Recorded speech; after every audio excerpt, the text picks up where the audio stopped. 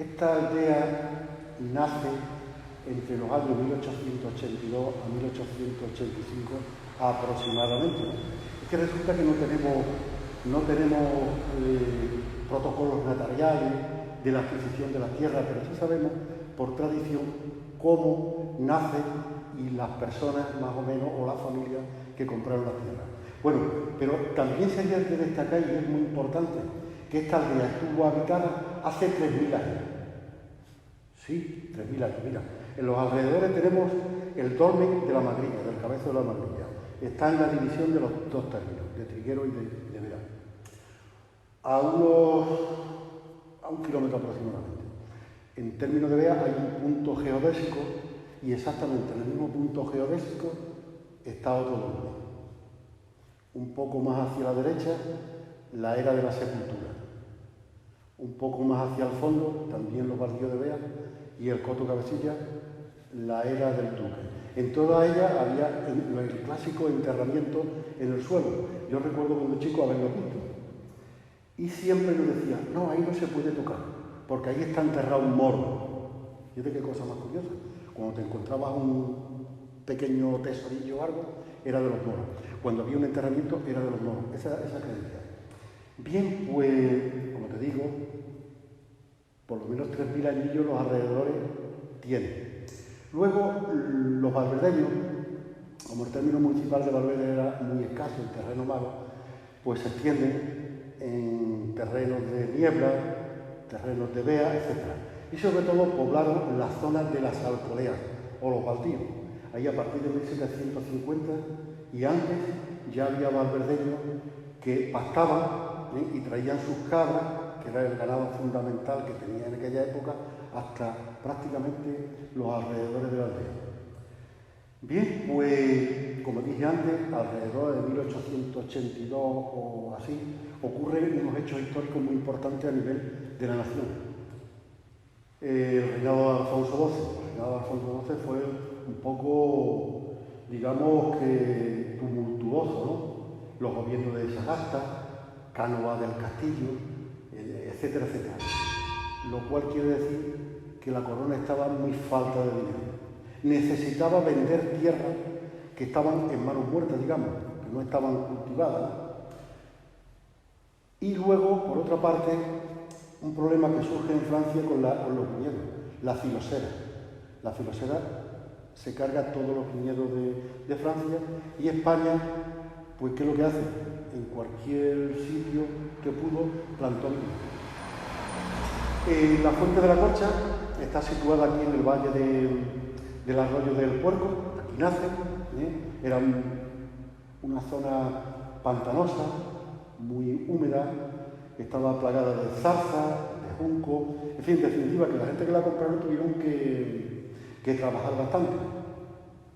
Bien, pues se daba también, otra de las circunstancias que se daba, era que por aquí pasaba un camino hacia Valverde y las minas, donde los arrieros lo utilizaban.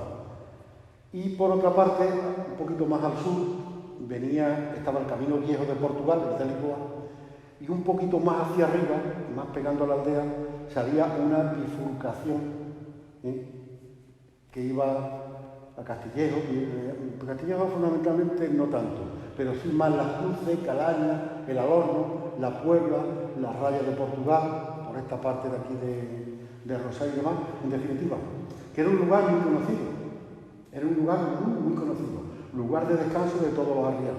Luego el pescado que salía por la mañana muy temprano desde el puerto de Huelva, cargado en burro, en mulo, en caballo, con los cerones, iban hasta Valverde y Río Tinto, que eran los que abastecían.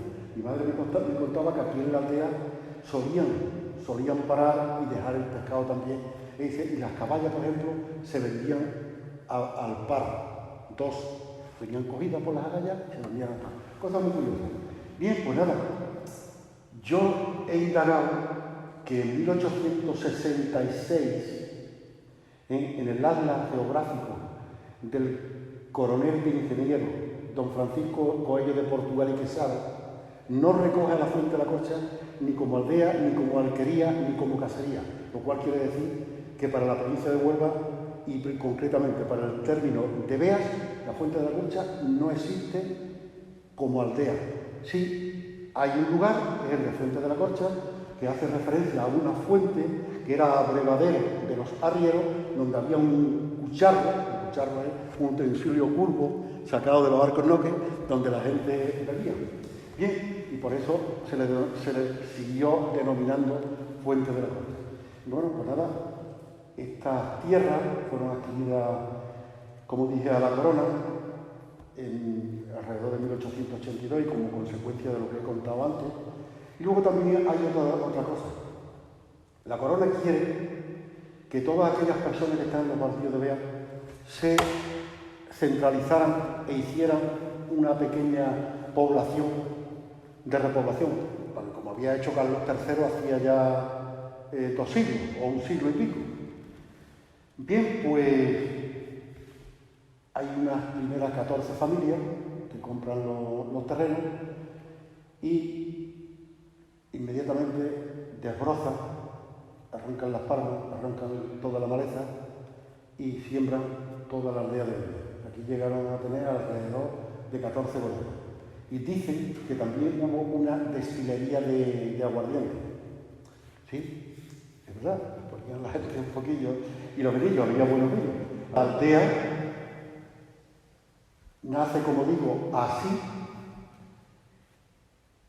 Los primeros años pues, fueron dificultosos. Hay unas familias que vienen de Candón, que era como los de los Carreros, los bailadores, Benito Duque, en fin, tu familia, los bancos, etc. Siembran su viña, hacen tu bodega.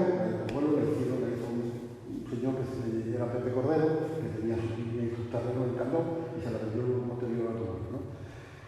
Bueno, pues la vida aquí, pues digamos que como en aquella época fue un poquito dura, muy dura, porque tú tenías que tener tu pequeña bodeguita, tenías que tener el trigo, cebada y avena en los baldíos y en la zona de los alrededores, pero claro, las rozas, el sistema de rozas, luego quemar, era muy trabajoso y no se le sacaba rendimiento, a lo mejor le sacaban de una fanega, cogían 5, pobrecitos.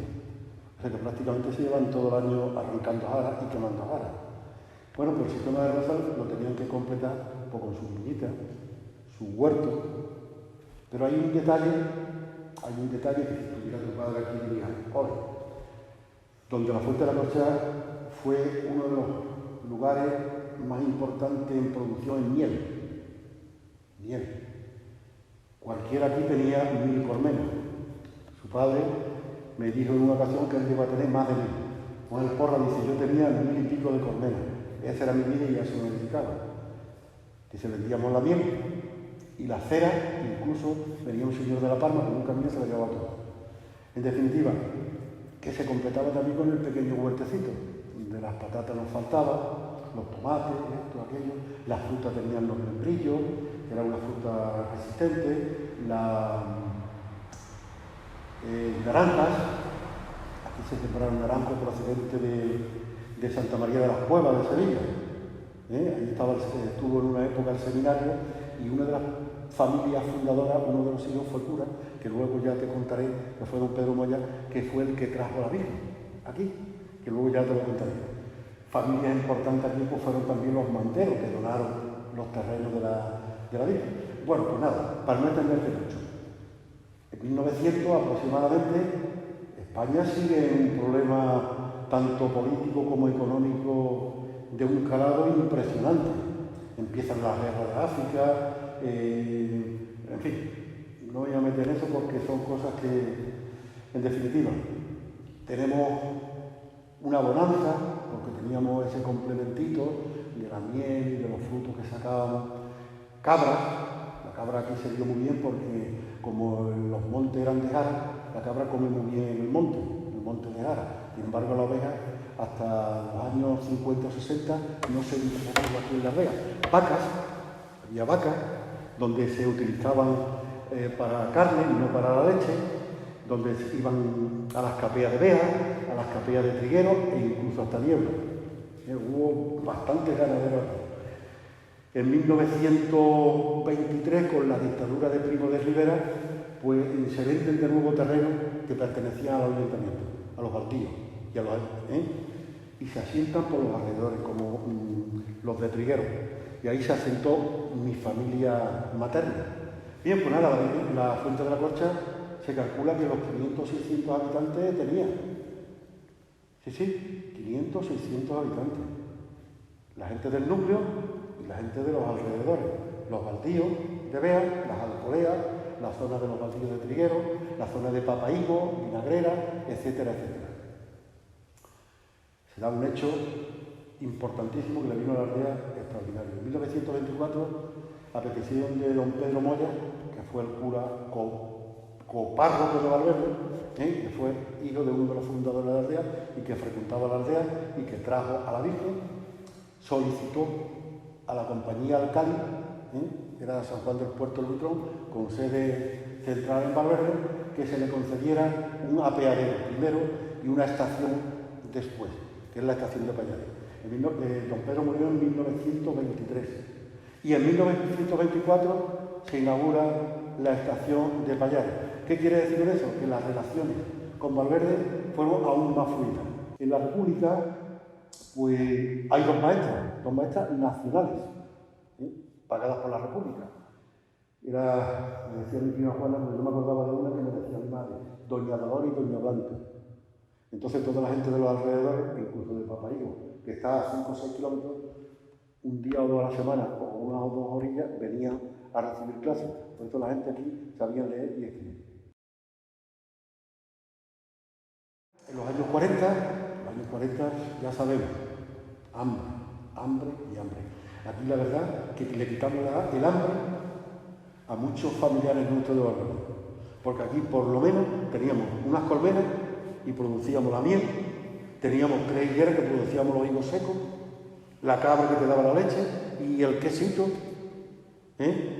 y el poquillo de trigo que se podía coger.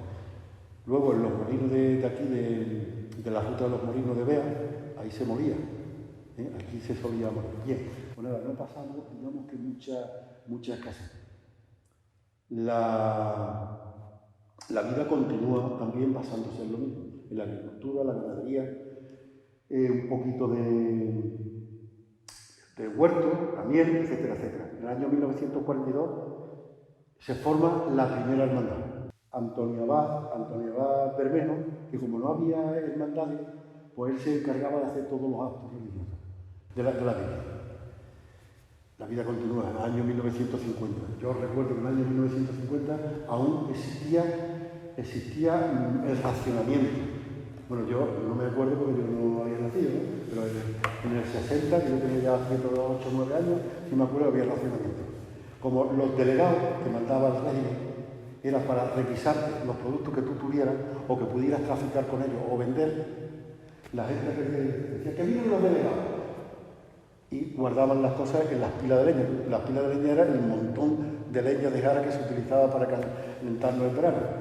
Bueno, pues nada, a partir de 1960 le ocurre a España, le ocurre a Huelva y por supuesto le ocurre a la Fuente del Norte. Hay un decaimiento tan grande, parece ser que empieza el polo de desarrollo. Hay ciudades que se desarrollan aún más, como por ejemplo la zona de Cataluña, sobre todo Barcelona y Palma de Mallorca. La gente ya van viendo otros horizontes y se marchan a las distintas ciudades. Y la aldea quedó prácticamente casi reducida a la mitad. Y como tuvimos también la suerte de haber tenido una escuela nacional, a partir de 1958 tuvimos una escuela nacional, que la inauguró Ana Montero, que era una maestra nacional que venía desde Valverde. Y era mixta, en un salón donde había 40 o 50 chiquillos de aquí y de los alrededores, y ya te digo que la gente se promocionaba. Luego también los aldeanos, anterior a esto, los aldeanos digamos que contrataron a doña Pepa Marañón, que venía procedente de Villa de las Cruces, para que le diera clase a los niños, pagándole X dinero, ¿no? Bien, pues, como digo antes, ya en los años 60, 61, 60, hasta el 66 y un poquito quizás más. Mira, lo que había sido tierra de cultivo, con mucho, claro, con rozas y quemas, se convierte en plantaciones de eucalipto. Se implanta la celulosa en Huelva, y en San Juan, y la gente, pues mucha gente se fueron a trabajar allí. Otros plantaban, otros hacían árbol para la celulosa, lo cual quiere decir la aldea cada vez tuvo menos interés. Ya a partir del 66, 67, 68, familiares míos se fueron a Barcelona y estuvieron, hicieron su vida y han vuelto de nuevo, ¿no? Ya jubilados, medio jubilados, y están aquí.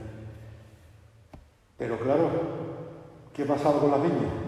Pues las viñas se convirtieron en parcelas. Vinieron gente de Trier, compraron sus parcelas y edificaron. Vinieron gente de Huelva y edificaron. Los valverdeños, porque los valverdeños fueron los primeros pobladores de esta aldea, los primeros y casi únicos, hasta bien pocos años, ¿no? Los primeros y casi únicos. Pues esas preciosas viñas, como yo decía antes, pues se convierten en parcelas y cada uno ya por ahí ido adaptando a su huertecito y sus cosas. La vida continúa y aquí lo que vivimos son 50 o 60 personas jubiladas.